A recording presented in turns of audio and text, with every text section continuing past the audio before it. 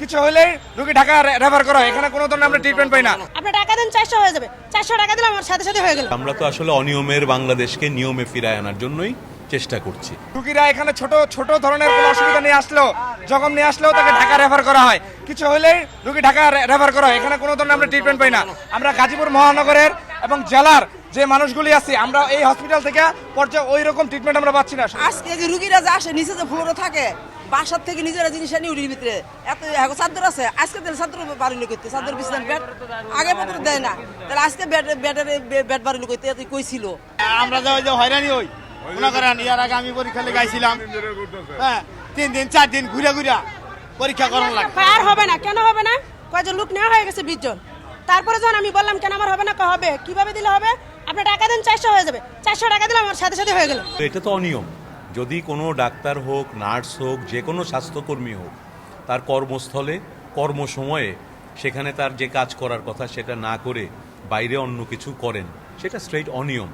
এবং সেই অনিয়মের বিরুদ্ধে আমাদের সরকার, আমরা প্রত্যেকে, এই যে আমার সঙ্গে এমপি মহোদয় সাহেব আসছেন, হাসপাতালের যারা দায়িত্বে আছেন, সর্বোপরি এই দেশ, আমরা তো আসলে অনিয়মের বাংলাদেশকে নিয়মে ফিরায় আনার জন্যই চেষ্টা করছি। আমাদের প্রধানমন্ত্রী তারেক রহমান সাহেব দেখেন নিজে কিন্তু উনি অফিসে চলে যাচ্ছেন সকাল 9টার আগে। এটা যে মেসেজটা, যে বার্তাটা আমরা দেওয়ার চেষ্টা করছি যে আমাদের সবাইকে নিয়ম মানতে হবে, নিয়মের ব্যত্যয় হলে আইন অনুযায়ী যে ব্যবস্থা নেওয়ার কথা সেটা নেওয়া হবে। এবং সামনে যদি আমরা পাই, আপনারা যদি এরকম সুনির্দিষ্ট ঘটনা পান যে ডাক্তারের এখানে কর্মস্থলে থাকার কথা তিনি নাই, তিনি ওই কর্ম সময়ে বাইরে কোথাও প্র্যাকটিস করছেন, সেটা সুনির্দিষ্ট ব্যবস্থা আমরা নেব সুনির্দিষ্ট ঘটনা পাওয়া মাত্র। এবং ইতিমধ্যে এর আগে আপনারা হয়তো দেখেছেন, মিডিয়ায় এসেছিল, সেই ডাক্তার কিন্তু বর্তমানে বরখাস্ত অবস্থায় আছে। সুতরাং আমরা অনিয়ম বরদাস্ত করব না। বাংলাদেশে একসময় কমিউনিটি ক্লিনিক চালু হয়েছিল, সেগুলা বন্ধ হয়ে আছে কত মাস ধরে, আমি সনির্দিষ্ট এখনো বলতে পারছি না। সমস্যার পাহাড়, আপনারা যা বলছেন সব কিছুই সত্যি, আবার একই সাথে এটাও সত্যি ঢালাওভাবে অভিযোগ করা যতটা সহজ, কাজগুলো ঘটানো কিন্তু তার চেয়ে অনেক জটিল। অনেকগুলো অভিযোগ কিন্তু অভিযোগই না। এই যে ধরেন, যদি অনিয়ম হয় সেটা অনিয়ম, কিন্তু আসলে তো একটা দেশে, আমাদের মতো দেশে, শুধুমাত্র গভর্নমেন্ট সেক্টর কিন্তু চাইলেও 100% মানুষকে সেবা দিতে পারবে না।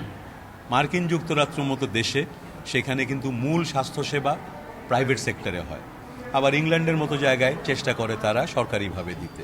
আমাদের দেশের বাস্তবতা আমি আপনি সবাই বুঝি। যে সমস্যাগুলো বললেন, সারা দেশেই এই সমস্যাগুলো আছে, কিন্তু ভালো দিকটা কি আমরা একবারও আলাপ করব না? এই বিল্ডিংটা তো আছে, এটা তো একটা হাসপাতাল। আজকে হয়তো বেশি পরিষ্কার, অন্যদিন আর একটু কম থাকে।